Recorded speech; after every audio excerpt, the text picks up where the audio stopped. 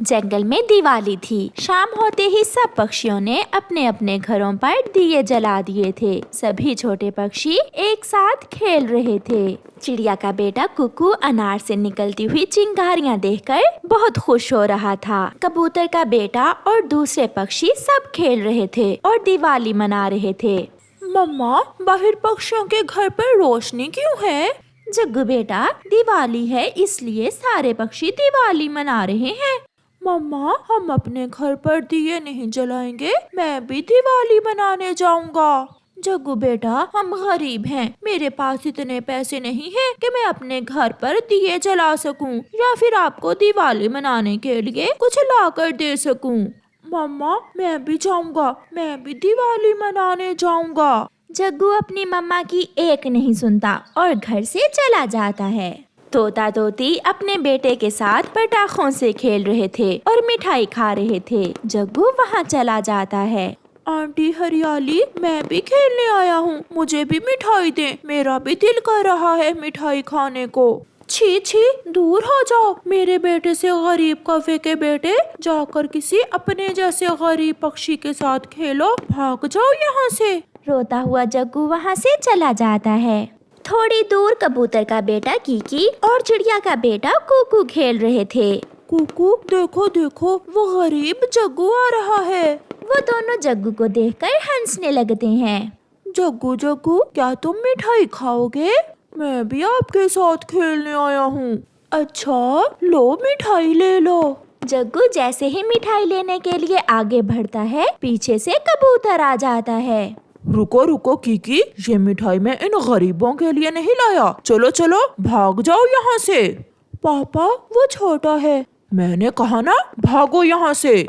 जग्गू चला जाता है। कीकी बेटा, अब बस करो, घर जाकर सो जाओ। कल हम सब तुम्हारी नानों के पास जाएंगे और वहाँ जाकर खूब हल्ला गुल्ला करेंगे। फिर कीकी घर चला जाता है और कुकू अपने घर चला जाता है।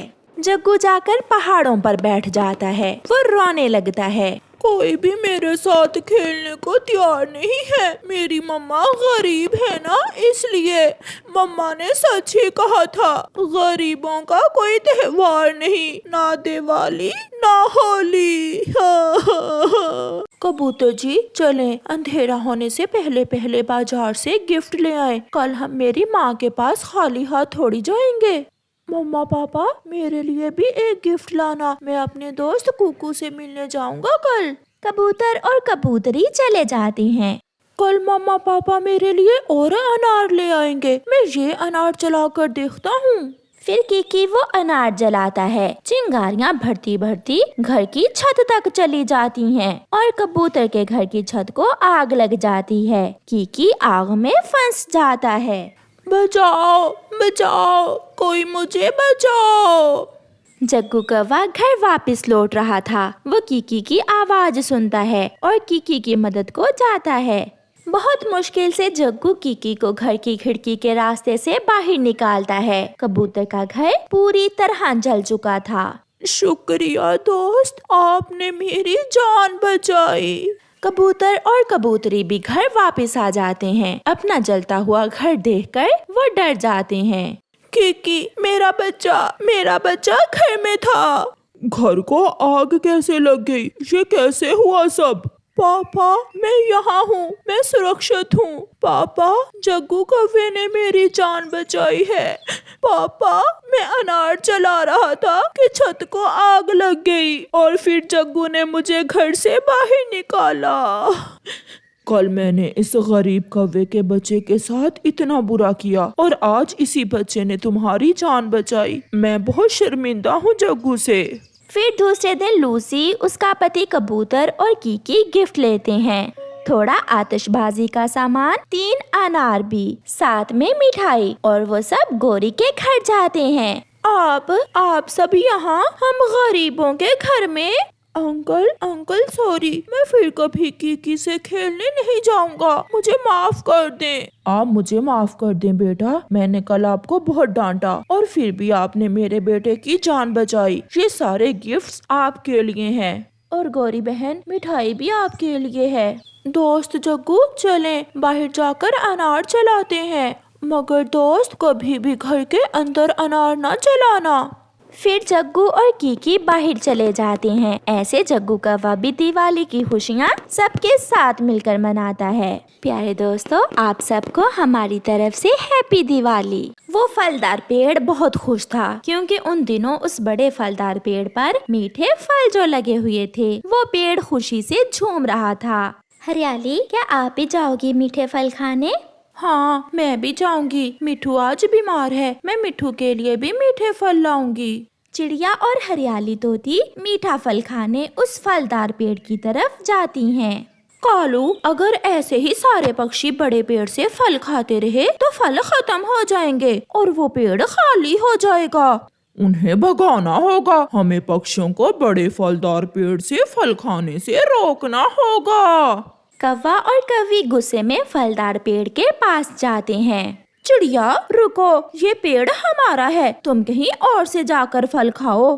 क्यों जी, ये पेड़ सबका है, आप पेड़ जी से पूछ लें।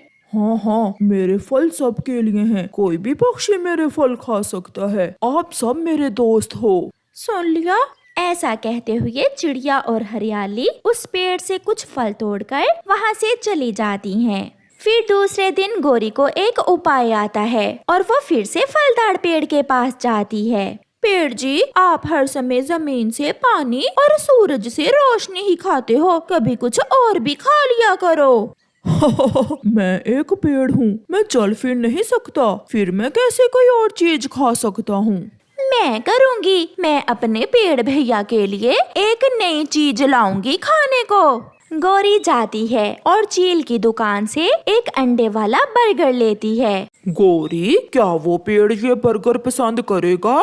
देखते जाओ तुम कालू, मैं करती क्या हूँ। गौरी वो बर्गर लेकर पेड़ के पास जाती है। लो पेड़ जी, ये खाओ और बताओ कैसा लगा ये बर्गर तुम्हें? पेड़ गौरी कौवी से वो बर्गर लेकर खा लेता है। ये तो बहुत स्वादिष्ट भोजन था। मैं हर रोज ऐसा बर्गर खाना पसंद करूंगा। आज के बाद मैं जमीन से पानी और सूरज से रोशनी नहीं लूंगा। मैं भी रोज अपने पेड़ भैया के लिए ये बर्गर ले आया करूंगी, मगर बदले में मेरा भी एक काम करना होगा आपको। बताओ बताओ, मैं सब करूंगा। बताओ मेरी दोस्त, आप बहुत अच्छी हो। तुम्हारे ये फल केवल मैं और मेरा पति कालू ही खाएंगे। तुम दूसरे पक्षियों को भगा देना और उन्हें बता देना कि तुम्हारे फल सिर्फ हमारे लिए हैं।